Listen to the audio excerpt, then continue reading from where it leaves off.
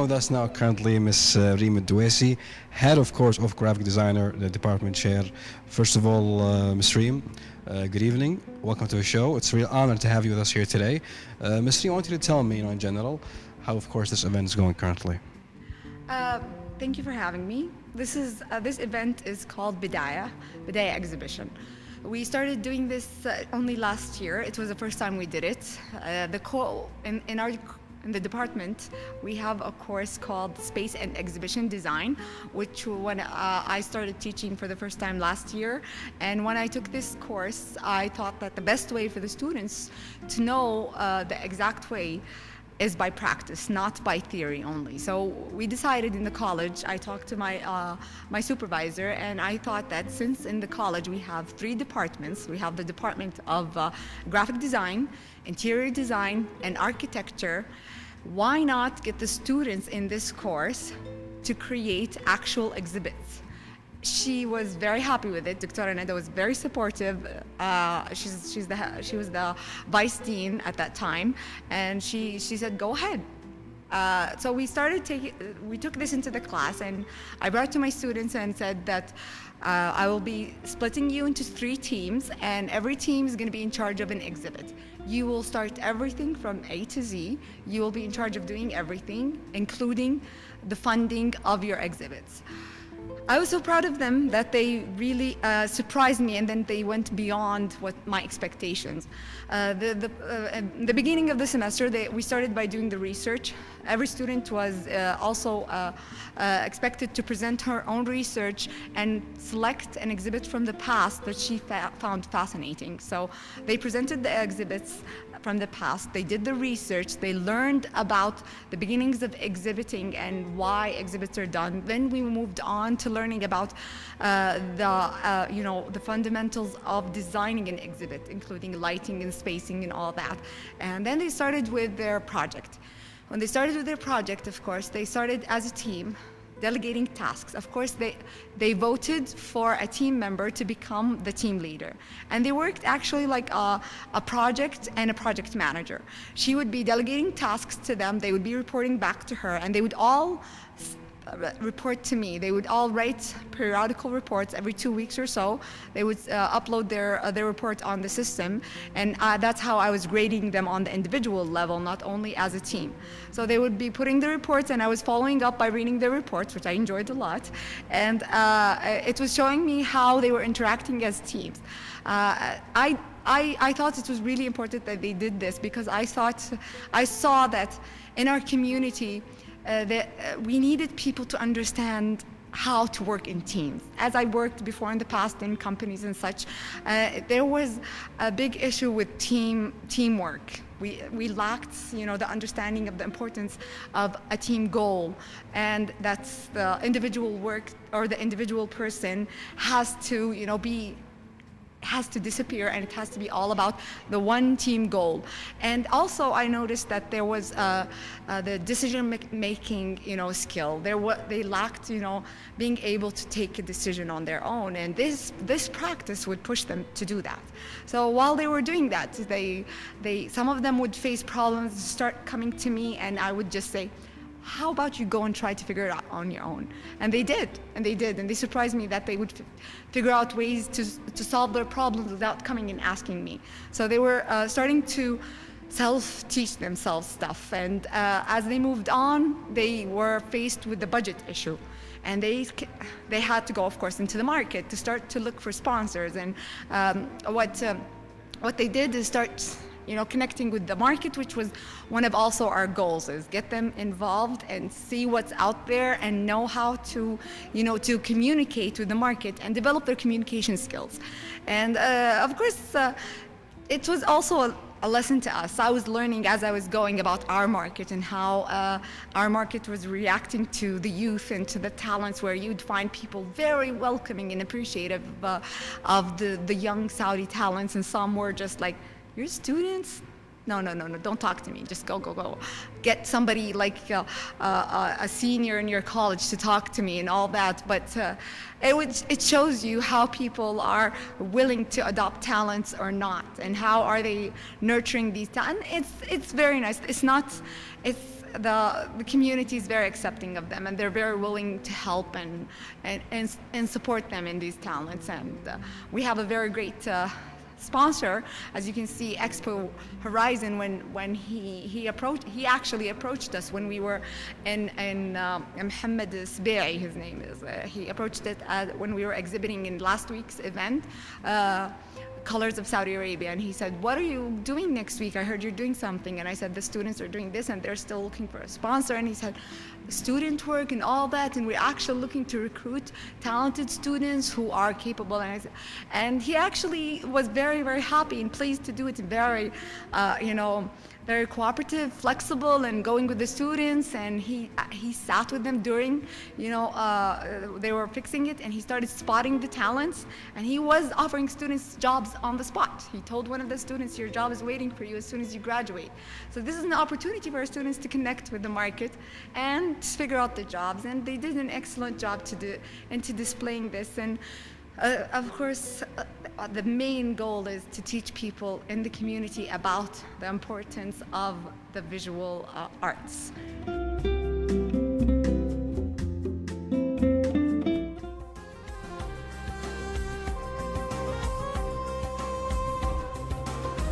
Welcome back, dear viewers. We are going to proceed on with our discussion with Dr. Reem Doizi. Dr. Reem. Well, Mrs. Reem, even if you are not, by us constantly calling you that, I think now you should go and start working on a PhD degree in graphic design. Maybe I should. Okay. You mentioned something about the communication skills of your students, and also you prefer the idea of exposing them to the markets to know what they miss. Tell us more about if you have some special programs when it comes to the, let's say, some companies and private sectors to develop your student skills.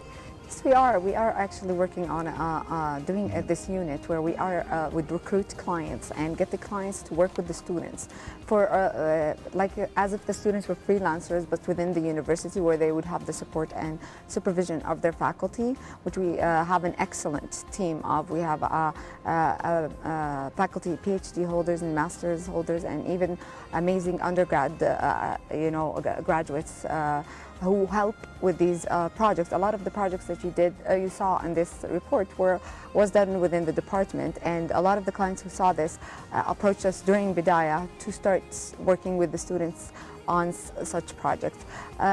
During this whole Bedaya planning and preparation, we had also now part of our team were some of our TAs, a couple of our TAs, Ms. Almasa Saad and Ms. Arul Rashid, who helped us in preparing. Ms. Almasa was working a lot on helping the students figure out the concept and the identity. As you can see, the design and the layout of the program and the theme, and she prepared also with the students the badges for the visitors and the programs and the handouts. And Ms. Arul Rashid was also preparing with the students the video. Hopefully you would get the chance to see some of our students work on our YouTube channel, which is CAD at DAU, CADD at DAU. She helped the students put the videos together, and she helped them in their work. But of course, our star worker in this whole project is Ms. Reem Hali. She's our coordinator in the department. She was the one who helped us coordinate with most of our speakers, our talented speakers who came to give this the scientific program, who once they knew it was related to design and to the visual arts, they were very welcoming to come and share their experiences, to motivate young talents to pursue in their path. One of our, some of them are Khansa Abu Naji, which is an identity designer. She's a female inspiration for all the young talents in the college. She came and talked to the students and shared her experience and shared her struggles in the market as a female designer. Mr. Malik Najir, who is a cartoon and animation designer, he came also. He's the one who created the famous Saudi cartoon Masamir, and he shared his perspective of a Saudi talent in the market, and what did he face in this. And of course we had the excellent photographers, Awad al-Hamazani, and he had a very nice stuff to tell the students about the visual arts and about the importance of photography, and as well Hussein al-Daghriri, who's also a photographer. As you know, photography is a big part of the graphic design world and what we do. In the last day we had Stuart Bateman, who is a marketing expert, who came to tell students how they can sell themselves. As you know, designers are really good in design, but they don't know how to sell their products. So he started sharing how can a designer, and while even preserving their copyrights. And our last speaker was a young talented artist who was in the 3D world. His name is Salim Bajam'an, and he came and he gave the audience a mini workshop about the computer graphics. And we are very grateful for all of them, that the moment Ms. Reem Saheli spoke to them on the phone and told them that we're doing this for the community and for students, and it's all for free, they were very welcome and happy to share their experiences with us. Indeed, certainly. But let me ask you as well, Mrs. Reem, do you have students doing internships or some kind of summer jobs at different advertising agencies? And do you have some of the advertising agencies in the loop with your institution that would actually accept students from your institution as well? We are in our current study plan. It's not listed as a co-op program, but we are welcoming students to go and get summer credits, to get summer jobs and all that. And we've been approached from a lot of advertisement agencies who are willing to train students and who want to invest in them. And as they say, it's not only for the benefit of the student, the company also is benefiting from these talents and these creative students. Some of the videos you saw are participations in King Abdullah bin Abdulaziz's Center for Servicing the Arabic Language. When they put this out, they put it out for the Arabic Language World Day, I think that's how it's pronounced. They had this discussion on the language used in the social media, where people are using the Franco-Arabic thing. They would use the texting and all that, and that was the discussion of the topic. And our students, they called on a lot of universities to participate, especially the media colleges, and our students all participate with animation videos. And I'm very happy to say that when they participated, maybe 4 or 5 of our students were selected, and they won, their videos won to be entered into that discussion on that day. And when people who attended this saw their videos, they then approached us to probably work with these students who did that. And during our exhibit in Colors of Saudi Arabia, I had several people who came and say, we saw your students work in the Arabic language day. We want to approach them, we want to work with them, and such and such. So the work speaks for itself, I'm glad to say. Okay. Mrs. Reem, what about the international, let's say, participation, or do you have any international visitors? We don't have yet, but this is one of our aims and one of our goals is to do such. We have been persuading students to do it on their own, but now we're thinking of doing something together as a college and as a department. And one of our plans is for next semester to start with the 3D course and maybe participate in Abu Dhabi's competitions in the 3D animation and such. Indeed. And Mrs. Reem Al-Uwaisi, we wish you and all your students all the very, very best, and we'd like to thank you so much for joining us in today's edition of the program. Thank you for having me.